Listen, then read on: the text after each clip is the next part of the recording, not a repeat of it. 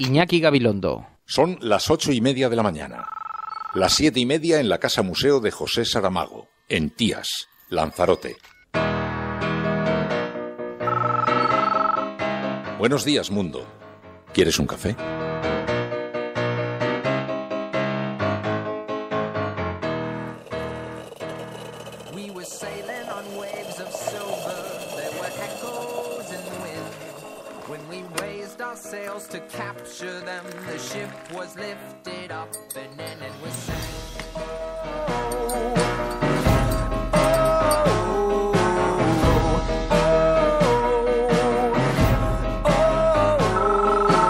La cafetera de radiocable.com.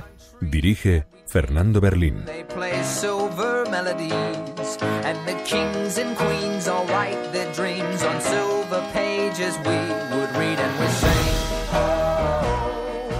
El lema del Partido Socialista es el regreso al pasado. Los mismos errores de los que no han aprendido nada. Están con las mismas políticas que aplicaron y que todos sabemos para qué han servido. Nosotros somos el gobierno de las clases medias, somos el gobierno de quienes peor lo están pasando. Vamos a dejar la demagogia de lado. Somos nosotros quienes de verdad apoyamos con nuestras políticas reales a todas esas personas que lo están pasando tan mal. Somos el partido de la regeneración, somos el partido de la honestidad. Hay que decirlo alto y claro, caminemos con paso fuerte. Podemos ir con la cabeza bien alta. En el Partido Popular no se tolera la corrupción. Y esto se llama garantizar los servicios sociales. Cuando hay algunos que dicen que son los garantes de los servicios sociales y lo que hacen es dejarnos en quiebra los servicios sociales, hay que recordar que los servicios sociales se sostienen, se mantienen y se mejoran gracias al esfuerzo de toda una sociedad y gracias a gobiernos que hacen lo que tienen que hacer para que las cosas vayan mejor. Yo estoy convencido de que Podemos va a ganar las próximas elecciones y la gente que nos para por la calle nos lo dice ánimo, nos dicen aguantad, lo que habéis hecho es impresionante y ahora tenéis que seguir. Este país ha cambiado mucho en estos últimos 20 meses y creo que en buena medida es gracias a Podemos. Lo que yo palpo personalmente en la calle es que hay mucha gente que está con ganas, con entusiasmo de votarnos en diciembre y de cambiar este país desde la izquierda. Nosotros nunca nos vamos a equivocar de enemigos. Le deseamos mucha suerte a todos aquellos que tienen propuestas justas, pero nosotros estamos aquí para tener un país mejor, no para entrar en debates estériles que no ayudan a lo que es fundamental en este país, y es que las cosas cambien a mejor. Estamos en puertas de nuestros mejores años. No os quepa la más mínima duda. La próxima legislatura, si acertamos, puede ser la mejor de nuestra democracia. El balance de Rajoy se puede resumir en paro, desigualdad y corrupción. Y nosotros, a partir del 20 de diciembre, vamos a propiciar un cambio que una todo aquello que la derecha ha separado. El empleo y los derechos, la educación pública y las becas, la política y la decencia. Se inicia una legislatura histórica en la que espero ser presidente del gobierno y aunque a muchos les gustaría vernos bajar los brazos, no lo van a conseguir.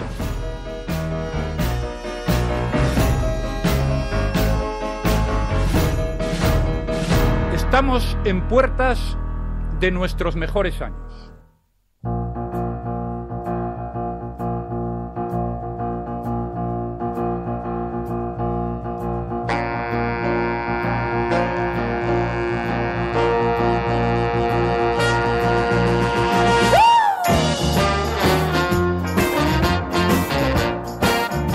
Muy buenos días, cafeteros, bienvenidos una mañana más. Hoy es lunes, es día 26 de octubre del año 2015 y de nuevo nos juntamos y saludamos en primer lugar a quienes escuchan este programa, a nuestros expatriados, los que lo hacen en diferido desde otros países y con quien tenemos un recuerdo muy especial todos los días porque sabemos que tienen este lazo con su país que les une, este hilo de Ariadna, que echan de menos, añoran, anhelan, recuerdan a sus familiares, a sus amigos, a su país, su casa.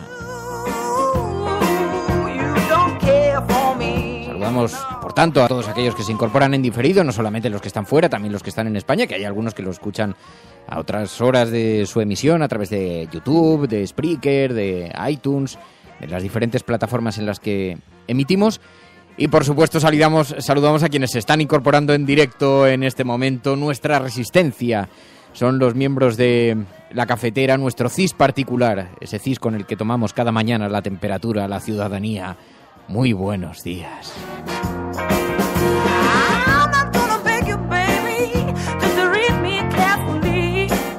Pero qué momento más grandioso.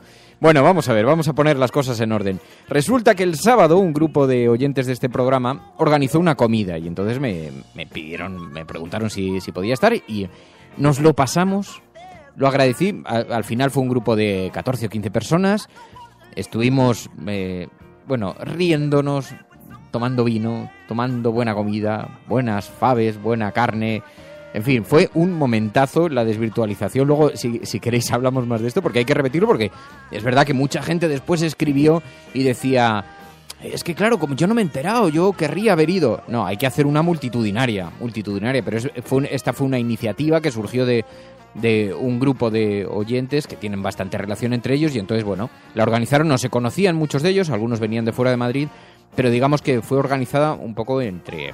Pero hay que organizar efectivamente una en la que participemos todos, en la que venga mucha gente, porque hemos visto que desde luego después del envío de fotografías, pero fue muy divertido ponernos cara, fue muy divertido, lo pasamos muy bien, y luego hacia el final del programa, si queréis, comentamos. Bueno, tenemos muchas cosas de las que hablar hoy, muchas cosas, básicamente porque además las portadas vienen cargadas de información hoy, pero también hay asuntos que no vienen recogidos en las páginas de los periódicos todavía. Sabéis que ayer tuvieron lugar las elecciones en Polonia. Y en estas elecciones, estoy viendo, prácticamente no lo llevan recogido los medios de comunicación, porque se está produciendo un recuento eterno. De hecho, solamente conocemos encuestas a pie de urna, aunque son a pie de urna y algunas con algunas muestras, con algún muestreo. Aunque los resultados parecen bastante definitivos hasta el punto de que el gobierno ya ha anunciado su derrota y lo ha anunciado públicamente y en rueda de prensa, a pesar de que conozcamos los resultados definitivos dentro de unas horas o incluso mañana o pasado, porque, en fin, digamos que no va. Pero hay algunos aspectos verdaderamente, francamente interesantes que tenemos que prestarle atención y así podemos adelantarnos algo, ¿no? Pero siempre cogiendo con mucha cautela todos los datos. Bueno, escuchas la cafetera, si lo estás haciendo, eres la resistencia, no estás solo. Tu colaboración es importante. Ayúdanos retuiteando la dirección de este programa. Hagamos que se nos oiga. Hagamos que se nos conozca. Radiocable.com.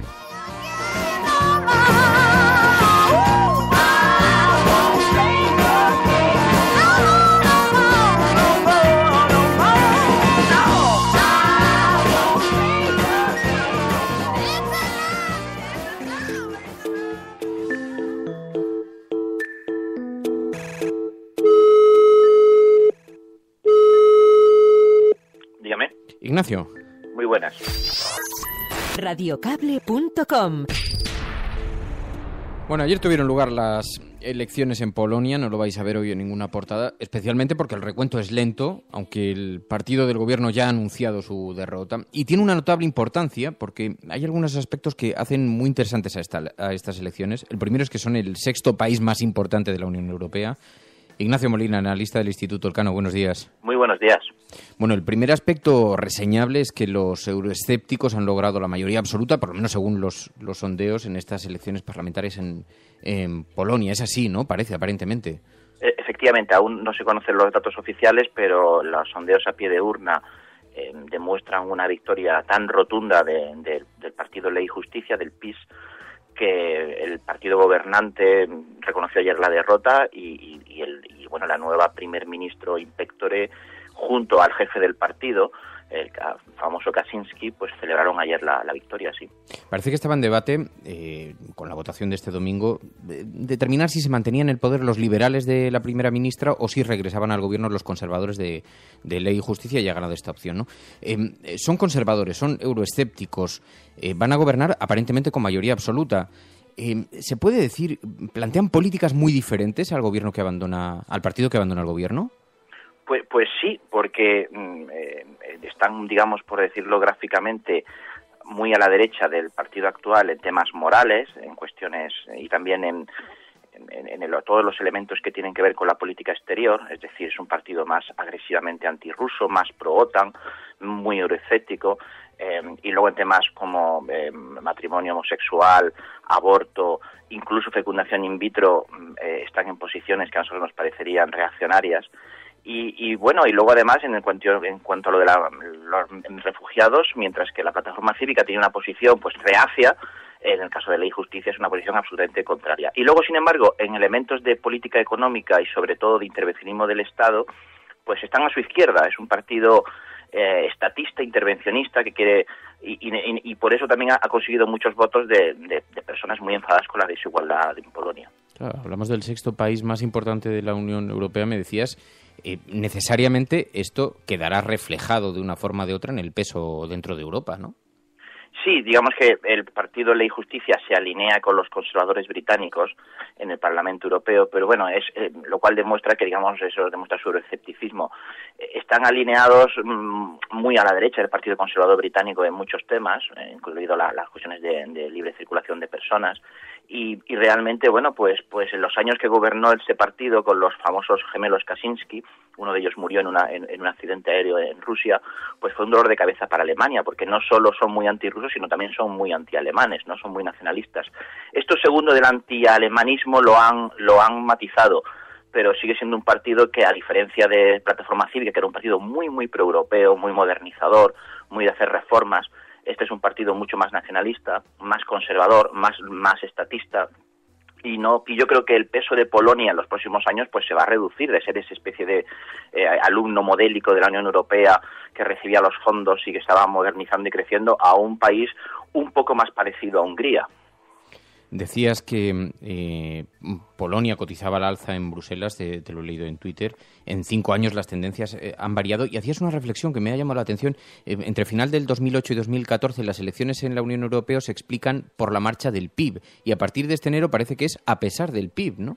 Bueno, sí, porque si miramos todos los datos electorales desde que empezó la crisis a final de 2008 hasta el final del año pasado, todos los gobiernos iban cayendo y solamente se salvaban aquellos gobiernos de países que habían capeado la economía, que eran básicamente dos, Alemania de Merkel y justamente la Polonia de Tusk. Y algún caso más de país pequeño que también seguía esa misma norma, ¿no? En los países bálticos, es decir, o Suecia. Solo allí donde la crisis iba relativamente bien, ganaban, y en todos los demás, pues fue una escabechina esos años, ¿no? Bueno, a partir de enero de este año tenemos los resultados en Grecia, o en Portugal, donde aparentemente la recuperación del PIB por partidos de centro-derecha han sido castigados y la izquierda en Portugal y desde luego en Grecia parece que va a gobernar, ¿no? Y tenemos también los casos de países como Polonia, donde el decir que la economía va bien no les ha servido. Entonces hay un cambio, ¿no? También demuestra que la crisis ya no es tan grave y que ahora el votante piensa más en términos más políticos, de desigualdad, también cuestiones que no tienen que ver directamente con la marcha de la economía. Sí, esto es un cambio bastante evidente. Internamente, ¿cómo están repartidos los equilibrios? Porque he visto también que ponías el foco de interés en que la futura líder de Polonia no es la política más poderosa dentro de su partido. Bueno, eso es cierto. Beata Szydło, que será seguramente la próxima primera ministra, es una especie de pantalla amable de la cara realmente quien manda en el partido, que son, bueno, eran los hermanos Kaczynski, uno de ellos murió y ahora es Lech Kaczynski, ¿no? El líder del partido, que por cierto, una de sus demandas es investigar aquel accidente en Rusia porque él piensa que fue un atentado cometido por los rusos. Y esta nueva primera ministra, Beata Szydło, pues es una persona, ayer mismo se vio, ¿no? En el discurso para celebrar el triunfo, habló primero Kaczynski 15 minutos, ella tenía un ramo de flores y solo cuando habló 15 minutos le cedió brevemente la palabra, ¿no? Claramente se demuestra que quien manda en el partido es él, que ella es... Eso mismo ocurre con la presidencia de la República, que también hay una figura segunda, un segundón del partido, que es el presidente, pero realmente quien maneja los hilos dentro de Ley y Justicia, dentro del PiS, es claramente Kaczynski. Y la coalición de izquierdas que queda por primera vez fuera del Parlamento. Sí, hay que ver los resultados definitivos porque estamos con un sondeo, pero es tremendo, ¿no? Había, digamos, dos partidos equiparables a los españoles en cuanto a la izquierda, ¿no? Había una coalición de centro-izquierda, amplia coalición de centro-izquierda, socialdemócrata, digamos, que ha obtenido aproximadamente, según el sondeo, un 7%, pero por el sistema electoral quedaría fuera del Parlamento. Y luego hay una coalición o una candidatura que se llama RASEM, que significa Juntos, que es tipo Podemos, ellos mismos han jugado con esto, que habría sacado un 4% y también queda fuera del Parlamento. Es decir, que la izquierda es impresionante, pero en un país, digamos, tan grande de la Unión Europea no hay ni un solo partido en el Parlamento de izquierda. Es decir, que ha ganado la derecha euroescéptica, después ha quedado la derecha liberal, después ha quedado la derecha populista, después ha quedado la derecha liberal y después la derecha agraria. 5 partidos de derecha, de distintas combinaciones de derecha, han entrado en el Parlamento y los 2 de izquierda han quedado fuera. Es impresionante. Y en todo caso, el despegue de este partido, este Podemos polaco, esto también es bastante interesante porque, en cierta forma, decías, ha inspirado España la política en el este, te lo preguntabas, y había, en ese sentido, en el Instituto Elcano, hacíais un análisis sobre eso, ¿no? Bueno, sí, es una cosa interesante. Lo cierto es que Podemos, desde que surgió el año pasado, ha impresionado mucho en la izquierda de la socialdemocracia europea, y tenemos coaliciones o candidaturas similares o que se quieren inspirar. Bueno, claramente el caso de Syriza es el más conocido, aunque es verdad que Syriza es un partido más potente que Podemos porque además gobierna y que precedía a Podemos. Pero Syriza jugó con eso. Luego acabamos de ver en Portugal el partido, esta otra coalición o bloco, que también dice de ser el Podemos portugués. Hay un partido, ahora habrá elecciones en Turquía, fuera de la Unión Europea, pero en Europa, que un partido que se llama el HDP, que también juega con la idea de ser un Podemos, y este partido en Polonia. Es decir, que nunca antes la izquierda española, y además a la izquierda de la socialdemocracia, había irradiado esta especie de modelo a imitar en otros países europeos. Es un caso muy interesante. Pues Ignacio Molina, te agradezco muchísimo, Ignacio, como siempre, que nos ayudes a comprender el resultado electoral, además tan confuso y tampoco reseñado por los medios de comunicación españoles. Supongo que estarán esperando los resultados definitivos. Y, Nacho, muchísimas gracias. Nada, un saludo, buenos días. Radiocable.com.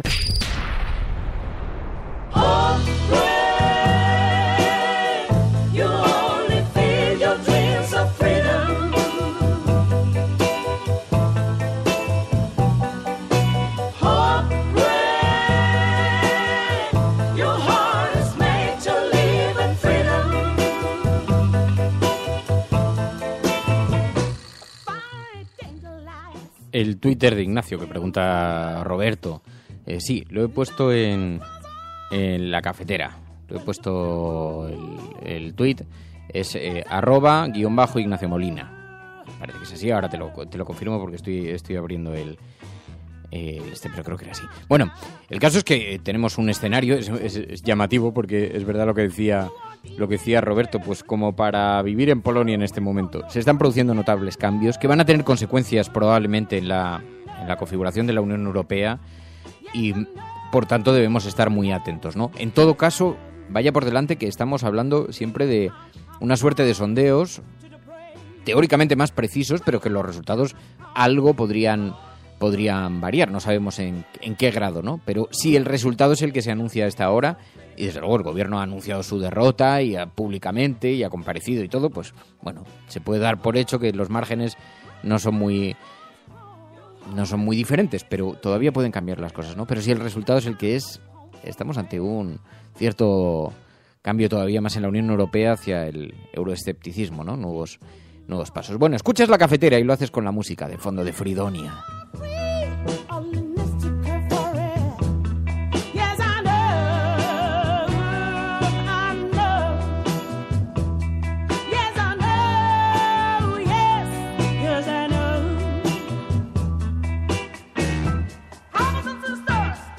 También se produjo ayer la primera vuelta. Va a tener que haber necesariamente una segunda vuelta porque los resultados han sido muy apretados. Pero la primera vuelta de las elecciones en Argentina. Sorpresa en Argentina.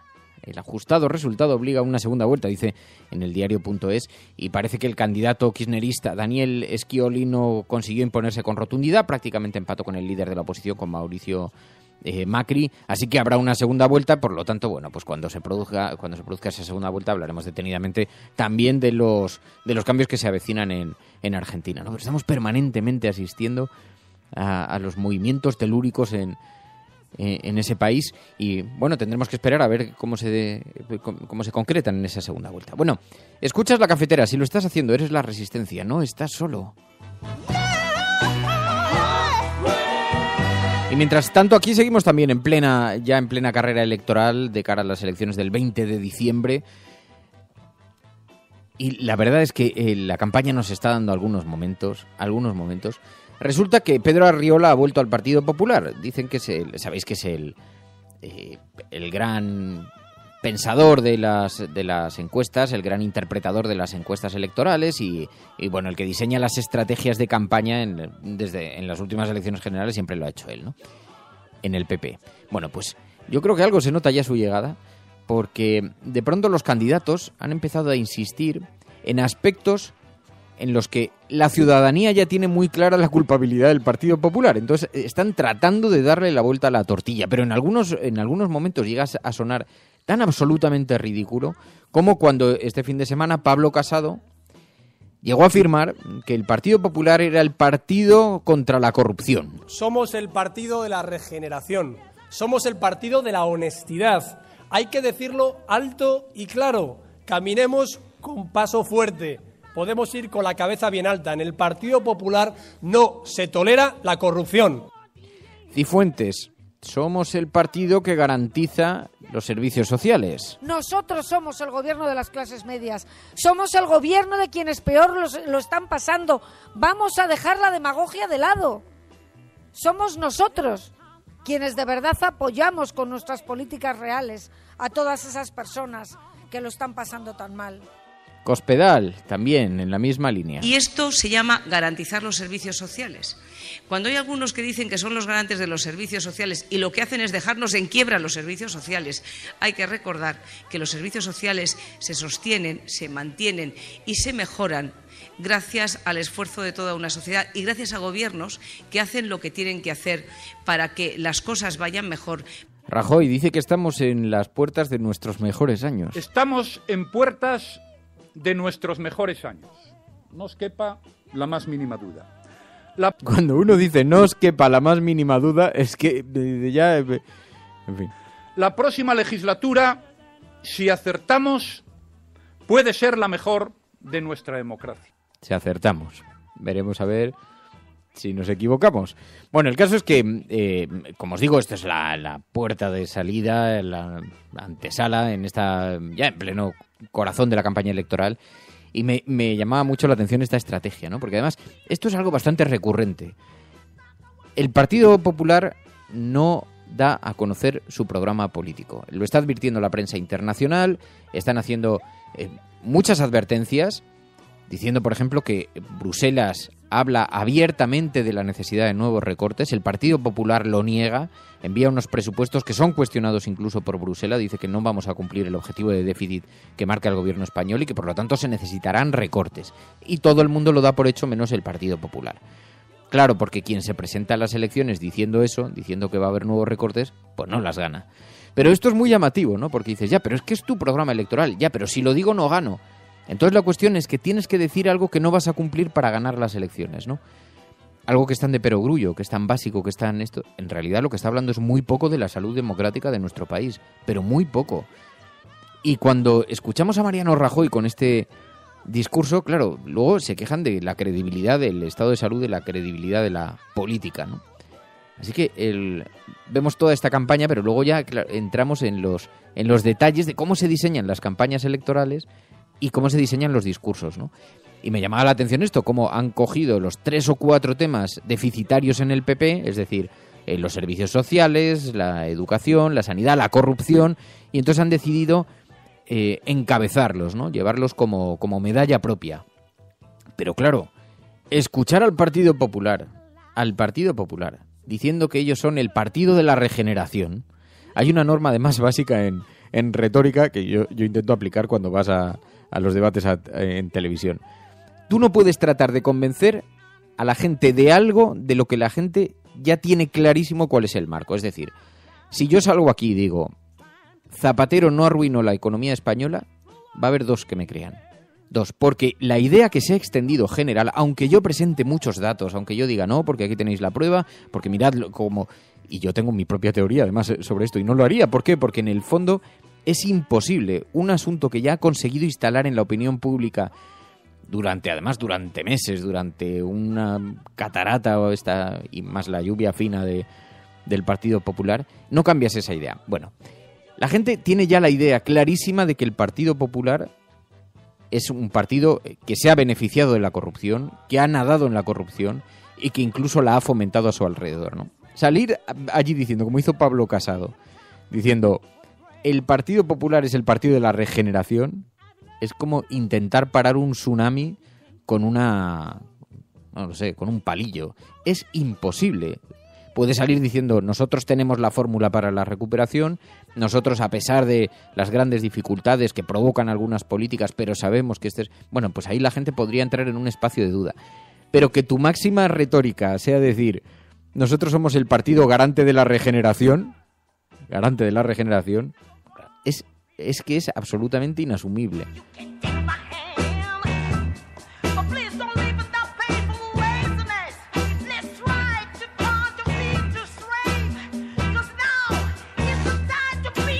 Y luego la batalla partidista. Partido Popular diciendo que el Partido Socialista lo que quieren hacer es regresar al pasado. El lema del Partido Socialista es el regreso al pasado. Los mismos errores de los que no han aprendido nada. Están con las mismas políticas que aplicaron y que todos sabemos para qué han servido.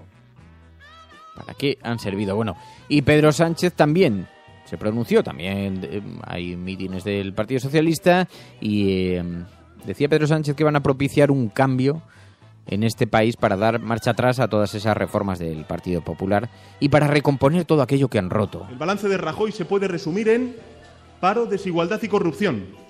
Y nosotros a partir del 20 de diciembre vamos a propiciar un cambio que una todo aquello que la derecha ha separado. El empleo y los derechos, la educación pública y las becas, la política y la decencia.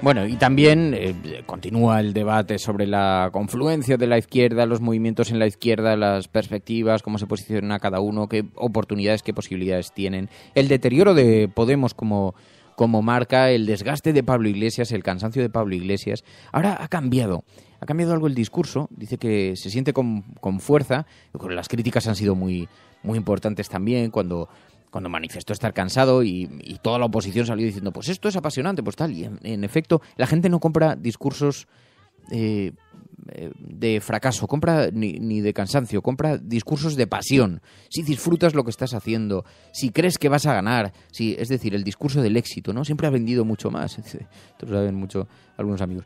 En fin, el caso es que Pablo Iglesias parece haber retrocedido en ese sentido y ahora se muestra más optimista con los resultados, dice que salen a ganar y que la gente además se lo dice por la calle. Yo estoy convencido de que Podemos va a ganar las próximas elecciones y la gente que nos para por la calle nos lo dice ánimo, nos dicen aguantad, lo que habéis hecho es impresionante y ahora tenéis que seguir. Este país ha cambiado mucho en estos últimos 20 meses y creo que en buena medida es gracias a Podemos.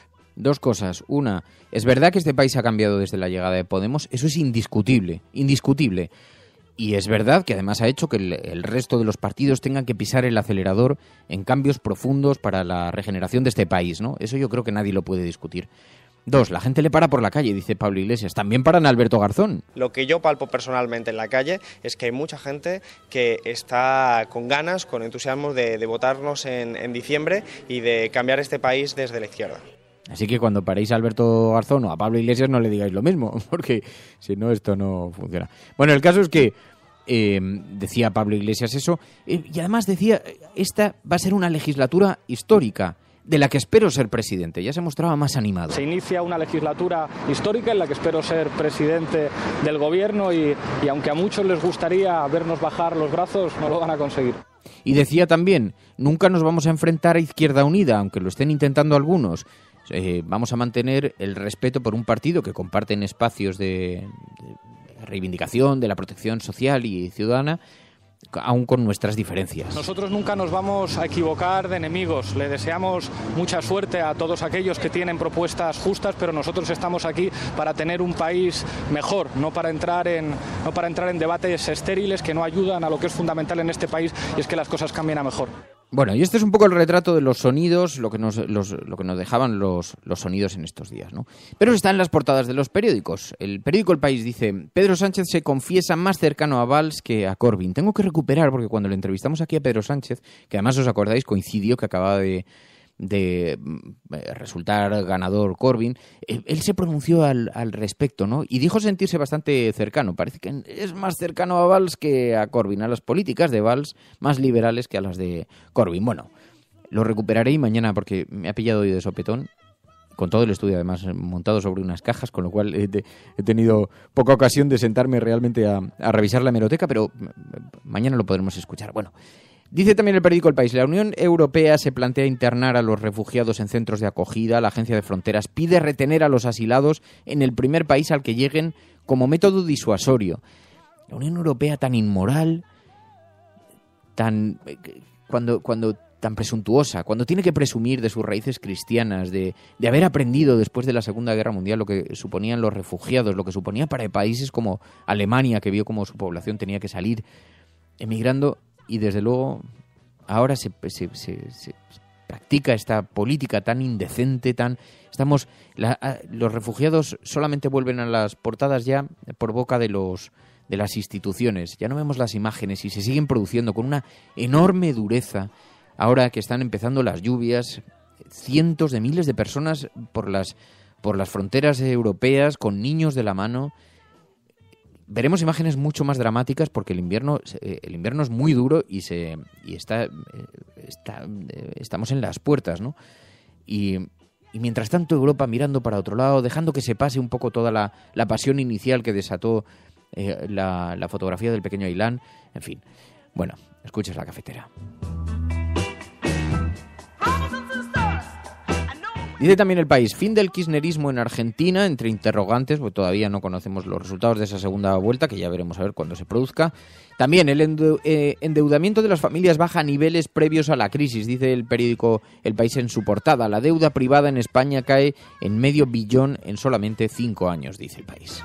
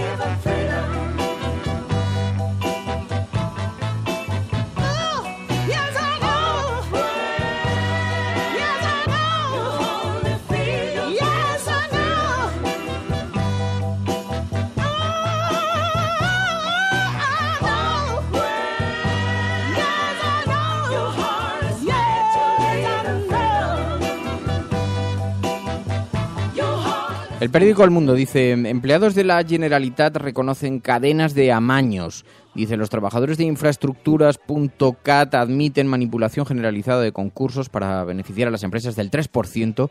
Señalan a su presidente por ordenar correcciones. Y también el periódico El Mundo, más noticias sobre corrupción. Esto en texto, ahora os diré la fotografía, tiene mucho interés. La trama de Rato también, esto no en la fotografía, esto todavía en texto. La trama de Rato simuló disolverse tras la detención del exministro, dice el periódico El Mundo en portada. Madrid Arena, cámaras falsas y sin enfermería 3 años después. Y 2 noticias bien interesantes. La primera de ellas: Defensa busca a los militares en todos los puertos de la costa. ¿Sabéis que hay 3 militares cuyo helicóptero cayó al mar frente a las costas de Senegal y ahora se está rastreando a pesqueros desde Marruecos a Senegal? Porque se produjo una primera gran confusión y veremos a ver si no tiene consecuencias políticas. Resulta que cuando el helicóptero amerizó, tuvo un accidente, sabéis que parece que se estrelló en el mar, resulta que se produjo una información confusa en el que la Guardia Civil dijo que habían sido recogidos sanos y salvos los 3 militares por un barco que además había visto los restos del helicóptero. Pero a las pocas horas, de pronto, la información que nos llegó, la información que tuvimos, es que estaban desaparecidos, que no se habían encontrado a los 3 militares. ¿Dónde se produjo el fallo en la cadena? Parece que es que la gendarmería marroquí envió un burofax diciendo que estaban sanos y salvos. La Guardia Civil preparó un escrito en el que decía que habían sido recogidos. No, perdón. La gendarmería marroquí dijo que habían sido recogidos. Y la Guardia Civil le añadió la coletilla de están sanos y salvos. Y se lo envía al gobierno. Con lo cual todo el mundo sale, a defensa creo, todo el mundo sale anunciando que han sido finalmente recogidos y se produce una enorme confusión. ¿Por qué? Porque nadie sabe dónde están los 3 militares. Nadie sabe si verdaderamente fueron ayudados por algún barco, si están en manos del gobierno marroquí. Supongo que a estas horas ya se sabe que no, que el gobierno marroquí habrá dicho que no. Y entonces ahora se están rastreando otros barcos. A la pregunta de un periodista diciendo ¿y descartan el secuestro? Dice el ejército, en este momento no podemos descartar nada. Porque resulta que no habían podido bajar cuando han bajado los submarinistas al lugar donde se creía que se había estrellado el helicóptero, no han encontrado el helicóptero. Y por lo tanto tampoco saben si las 3 personas están dentro. Entonces, ante la incertidumbre y después de la monumental cagada de la Guardia Civil diciendo que sí que tenían datos sobre estos militares, ahora resulta que es que no pueden descartar ningún escenario, pero eso no significa que tengan sospechas de que se haya producido. Es que no han visto ni los restos del helicóptero porque no saben exactamente dónde está. Es decir, una cadena de torpezas que pueden estar motivadas, iniciadas por un mal reconocimiento de la gendarmería marroquí, pero que en todo caso aquí el ministro Morenés ni ha aparecido, ni está, ni se le espera, ni se sabe por dónde para.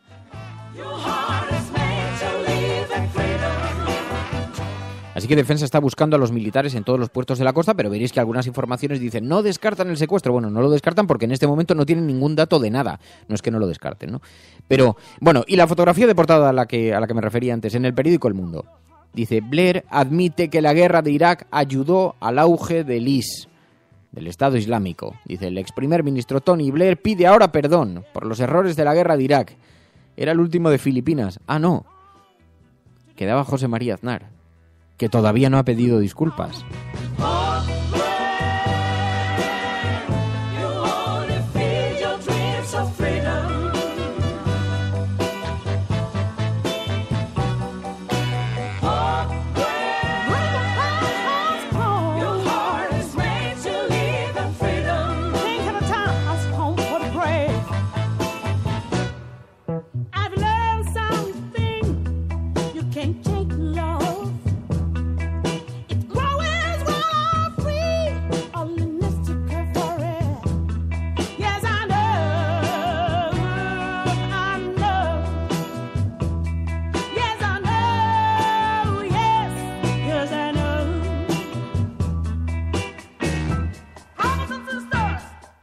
Vuelves mañana, te echamos de menos. Espero que María, Fer y tú tengáis una vida muy feliz en esa nueva casa. Un abrazo grande a los 3. Que sois más majos, es que sois más majos. Claro, es que ya lo conté aquí el miércoles, por eso tuvimos que hacer una pausa de 2 días, porque es que nos hemos mudado. Nos hemos ido de alquiler a una casa rodeados de árboles. Porque estábamos muy obsesionados ya con ese estaba especialmente yo, muy obsesionado ya con ese tema y el caso es que hemos hecho la mudanza y está todo rodeado de cajas. Por eso envié a Twitter una foto del estudio que tuve que montar anoche sobre cajas. Sí, ahora mismo la cafetera es más clandestina que nunca. Pero nada, que te agradezco mucho, muchísimas gracias por ese deseo. 627-002-002 es el WhatsApp de este programa donde podéis dejar vuestros mensajes de audio referidos a los temas que queráis, que podéis comentar de la actualidad, del programa, de su gente, de todo. Dice el periódico La Razón, con esto terminamos los impresos. El periódico La Razón dice: el PP limitará los mandatos pero deja abiertas las primarias, programa para las elecciones generales. Dice: Rajoy frena los trabajos de la conferencia política de julio hasta después de las generales. Habrá una referencia a la elección de los candidatos, pero no se concreta la fórmula. Y también, en portada, este asunto al que me refería, Morenés, ayer, en rueda de prensa, dice: España y Marruecos buscan a los militares en puertos y pesqueros. La hipótesis del secuestro se aviva 72 horas después. Todavía no tienen prácticamente ningún dato. Vamos a ver qué es en qué se concreta esta situación, ¿no? En fin, estás escuchando La Cafetera, lo estás haciendo a ritmo de Fridonia.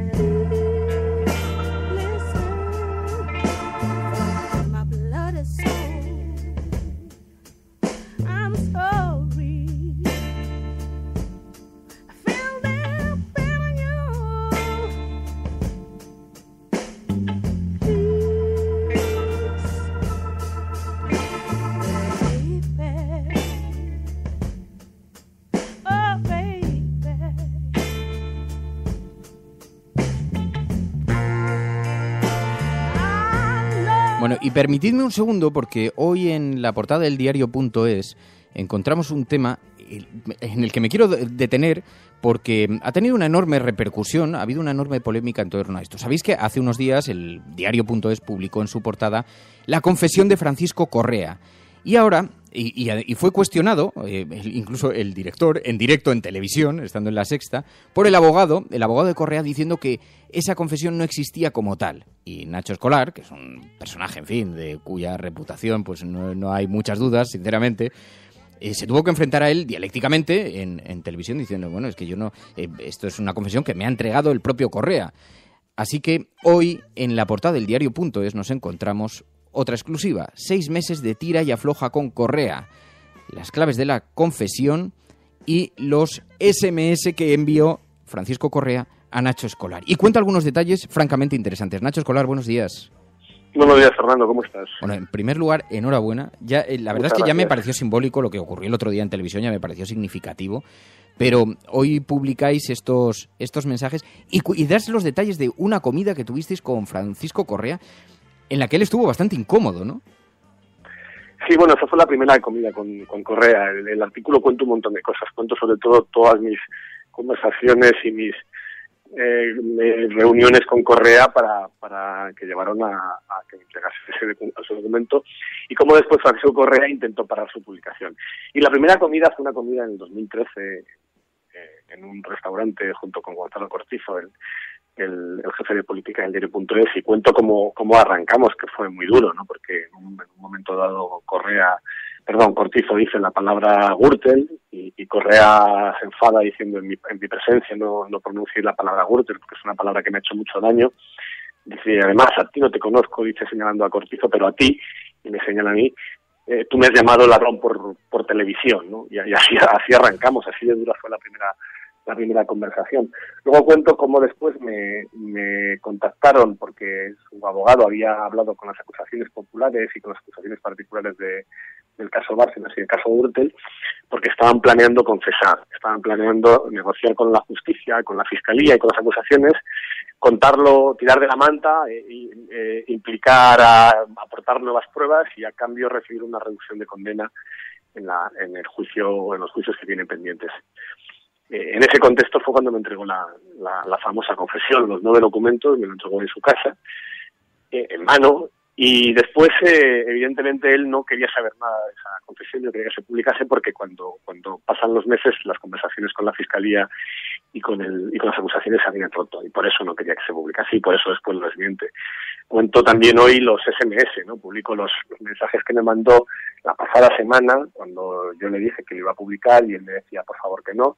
Me llegó a ofrecer otra exclusiva a cambio, me decía, tengo una información muy relevante que te doy a ti si no publicas lo otro, y si nos vamos a un notario para que me comprometas ante notario que no vas a difundir el otro documento. Yo dije que no, y publicamos. Es que es muy impactante. A mí, sobre todo, me sorprendió la posición de su abogado el otro día en televisión, cuando se enfrentó con mucha contundencia contra ti, cuando tú le dijiste, oiga, es que si me veo forzado, publicaré las pruebas de cómo se me entregan a mí estos documentos. Pero cómo ponía en duda la verosimilitud de esos papeles. Es que el abogado, este es el abogado nuevo, no es el abogado que estaba cuando yo hablaba con Correa. Correa tiene, entre otros problemas, tiene un problema con los abogados, porque ya lleva 5 desde que empezó el proceso judicial, no es gran cosa, ¿no? Y el anterior a Javier Saavedra, que es con el que discutí en televisión, pues estuvo con él 4 meses, y Javier Saavedra lleva otros 3, es decir, que le duran relativamente poco. Él sabrá por qué. Y lo que decía Saavedra era 2 cosas. Él decía, yo entiendo que tú argumentes que este documento es falso porque no puedes hacer otra cosa, porque si dices que es verdad, pues tu cliente tiene un problema judicial. Y él tenía a toda costa que negar la autenticidad de ese documento y ponerla en cuestión, porque en el juzgado no puede hacer otra cosa. Si el juzgado dice, sí señoría, esto lo he escrito yo, pues Correa tiene un problema muy serio. Es normal que el abogado intente desmentirme, pero yo le explicaba, pues eso, primero, que él no estaba cuando me lo entregó, no era su abogado, o sea, que él no sabía cómo habían sido esas conversaciones, esas negociaciones con la justicia, más que por lo que le contaba a su cliente, y segundo, que yo evidentemente tenía pruebas de lo que estaba publicando, que yo no me lanzo a la piscina alegremente si no puedo demostrar las cosas que publico. No, pero a mí me sorprendió la contundencia que empleó, ¿no? Porque dices, o bien conocía que los papeles existían, en cuyo caso el ataque tan duro que estaba empleando contra ti era absolutamente, en fin, o bien lo desconocía completamente, en cuyo caso desconoce información muy sensible. Bueno, yo le dije, pregúntale bien a tu cliente a ver que te esté dicho toda la verdad. Y él me decía, ¿no? Un cliente que miente a su abogado es como que miente a su médico, es un irresponsable. Y digo, bueno, pues tú sabrás. Yo no sé qué le ha contado Correa, ¿no? Lo que sé es que él no estaba allí cuando estaban pasando estas cosas, con lo cual todo lo que sabe será lo que le ha contado Correa, que a saber qué es, ¿no? A lo mejor él está convencido plenamente de que esto no me lo dio él. En todo caso, publicasteis esta confesión de Correa, el abogado desmintió, dijo que no era la suya, hoy publicáis las pruebas y además con un relato que es apasionante, la verdad es que merece la pena. Muchísimas gracias, Ignacio Escolar, muy buenos días. Gracias a ti, Fernando, hasta luego. Adiós, hasta luego.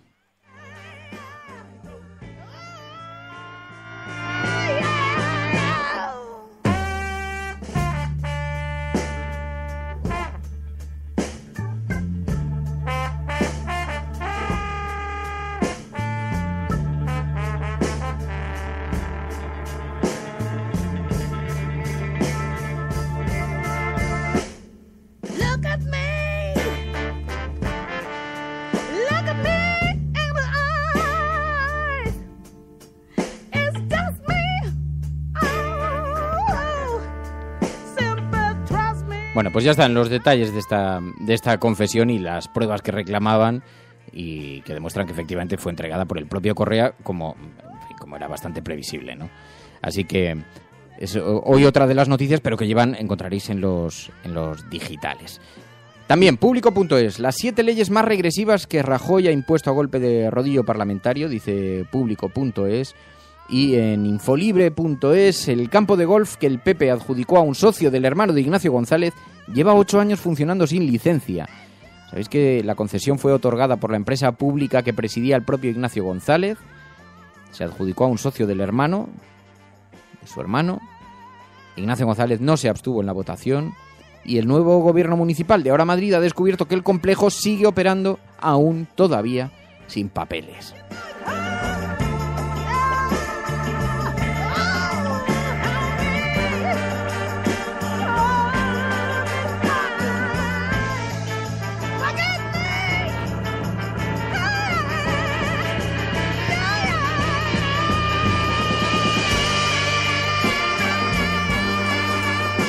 Bueno, y esto es lo que da de sí, ahora sí, la prensa, ¿no? Y antes decía, tengo que hacer un comentario sobre esta desvirtualización que tuvo lugar el sábado por iniciativa de uno de los grupos de los oyentes. Hay varias personas porque o bien han coincidido más tiempo o se han agrupado en torno a diferentes círculos, lo podemos llamar. Bueno, el caso es que un grupo de personas se pusieron de acuerdo y organizaron una comida, me lo contaron y me dijeron, oye, vamos a comer y tal, estaría bien que te pasases. Y la verdad es que fue una experiencia fabulosa. Me lo pasé, nos reímos muchísimo. Quedamos en que desde luego no podía ser la primera y última comida, que teníamos que hacer comidas en las que todo el mundo participase, porque además hubo mucha gente que se quedó fuera, que se enteró después y que dijo, es que yo habría querido participar, pero la verdad es que como fue una cosa prácticamente que irrumpió, porque se fue generando a iniciativa de algunos que se pusieron en contacto con con el pequeño círculo que conocían y dijeron, oye, vamos a quedar a comer un día, y de pronto la cosa creció un poquito y entonces se organizaron y bueno, pues al final se convirtió en una comida así, pero que no estaba planificado que fuera de esa manera, de forma que las personas que se sientan un poco, porque he visto que ha habido algunos comentarios, que sepáis que no, que esto ha sido una primera cosa que ha surgido por iniciativa propia, pero que tenemos que hacer una con los oyentes de la cafetera, en un sitio abierto. Además allí estuvimos bromeando con eso, tenemos que presentarnos de forma clandestina en el retiro, cada uno con un tupper o con una barbacoa y unas chuletas, y en el Palacio de Cristal hacernos de pronto organizar ahí una gran desvirtualización, una gran quedada, porque ponerle cara a muchas de las personas que estáis comentando, yo de verdad me lo pasé tan bien, lo disfruté tantísimo, que se me hizo corta y llevo todo el fin de semana pensando con eso. Pero ahí le pusimos cara a algunos miembros clandestinos de esta audiencia. Por ejemplo, a Rojo Cabreado, que claro, se toma muchas molestias en que no conozcamos la cara. Ahora ya por lo menos los 14 que estábamos, los 15 que estábamos, ya le hemos puesto cara a Rojo Cabreado, ya le tenemos, en fin, bien localizado. Y a tantos otros, echamos de menos a muchos, a la disidencia de este programa, que tanto disfruta cada vez que ponemos a Tennessee, que escuchamos a Tennessee. En fin, bueno, pero estuvo muy bien y comimos unas pochas, nos tomamos una carnecita rica, un buen vino, en fin, nos lo pasamos muy bien ahí en la Tasca de Madrid y espero que podamos repetir y espero que pueda incorporarse todo aquel que quiera, incluso como ha sucedido gente que vino de fuera de la ciudad, ¿no? Lo cual es enormemente meritorio, pero en fin, me gusta muchísimo el clima que se está generando en este programa, que se van componiendo grupos familiares, gente que se va organizando, gente que ha encontrado nuevos amigos, que ha conocido nuevas personas y sobre todo que nos hacen pensar en algo sobre lo que habíamos reflexionado muchas otras veces y que todos sabéis perfectamente porque sois gente del mundo internet, pero cuando se acusa a la red de ser un medio de comunicación frío, distante, que no hace más que alejar a las personas, uno se da cuenta cuando realmente vive en el mundo de internet que sucede exactamente lo contrario, ¿no? Que la gente queda conectada unos con otros, que permite conocer a gente nueva, compartir aficiones, compartir formas de entender el mundo, y hemos tenido mucha suerte encontrando este espacio y la verdad es que me siento enormemente privilegiado al saber que la cafetera ha sido ese elemento cohesionador, ¿no? Así que muchas gracias por organizar esa comida el otro día y muchas gracias a todos y siento muchísimo a todos los que no han podido participar y me comprometo personalmente a que se haga una en la que pueda participar todo el mundo y que podamos ir y celebrarlo y disfrutar y conocernos, que ha sido muy divertido. Bueno, mañana más, escuchas la cafetera, yo me voy a marchar, os habla un tío en pijama, sentado sobre unas cajas de cartón. He enviado antes una foto, la he tuiteado. Ayer a la 1 monté el estudio porque es que aquí tenemos todavía nuestra vida embalada en un camión. Una mudanza es un proceso bien difícil. Dicen que solo hay 2 momentos de gran tensión en la vida o que hay 2 momentos de gran tensión, hay muchos más, pero hay 2 que son momentos de gran tensión en la vida de las familias. Una es un divorcio y otra es una mudanza, que a veces desemboca en un divorcio. En este caso debo decir que María y el pequeño Fer han estado enormemente pacientes con una actividad como la de una mudanza, donde ves cómo tu vida queda reducida a un grupo de cajas que tienes que ir desempolvando, abriendo, que te vas enfrentando además a viejos recuerdos cada vez que abres una caja. Ya lo decía Serrat. Bueno, y el caso es que aquí estamos, seguimos con casi todas las cajas embaladas Todavía he tenido que montar un estudio de radio provisional en un dormitorio porque el garaje donde quiero ponerlo todavía está lleno de cajas, tengo que pintarlo además y hay que hacer muchos cambios antes de poder conectar allí un ordenador. Ahora mismo hace muchísimo frío allí dentro, además todavía. Pero de momento he montado unas cajas, he tuiteado la foto, he colocado el ordenador, el micrófono, sabiendo que lo indispensable no está sobre las cajas, lo indispensable está al otro lado y sois vosotros. Así que da igual de qué forma clandestina, desde dónde o cómo lo hagamos, lo importante es que estemos juntos. Si estás escuchando esto, eres la Resistencia, hoy más clandestina que nunca. Y no estás solo. Buenos días, buenas tardes o buenas noches.